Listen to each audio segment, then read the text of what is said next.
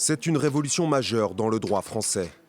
Présenté à l'Assemblée, le projet de loi sur la fin de vie autorise la mise à disposition d'une substance létale à une personne qui en a exprimé la demande.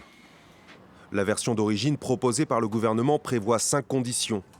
Le patient doit avoir plus de 18 ans, toutes ses facultés mentales, son pronostic vital doit être engagé à court ou moyen terme, sa maladie incurable et sa souffrance insupportable. L'un de ces critères a été remplacé en commission. Plus question de pronostic vital engagé à moyen terme, notion jugée médicalement inopérante par le rapporteur général Olivier Falorni du MoDem. Le texte évoque désormais la phase avancée ou terminale de la maladie. Le gouvernement compte toutefois revenir à la version initiale. En évoquant uniquement une phase avancée ou terminale de la maladie, cela peut conduire à inclure de nombreuses pathologies non mortelles qui sortent de la philosophie du texte. Autre point clé des débats, les directives anticipées. Des députés de gauche et du camp présidentiel demandent d'autoriser l'aide à mourir à un patient ayant perdu son discernement s'il a formalisé ce souhait au préalable.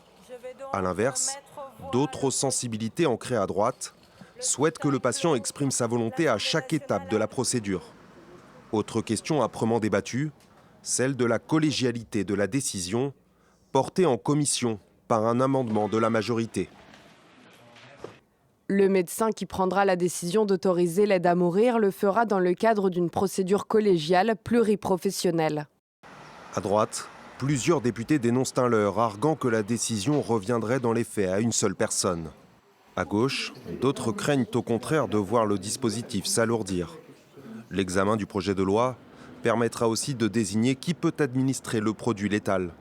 En dehors du soignant, le texte prévoit aussi que le patient ou un tiers désigné par ce dernier puisse le faire. L'examen du texte pourrait durer jusqu'à l'été 2025.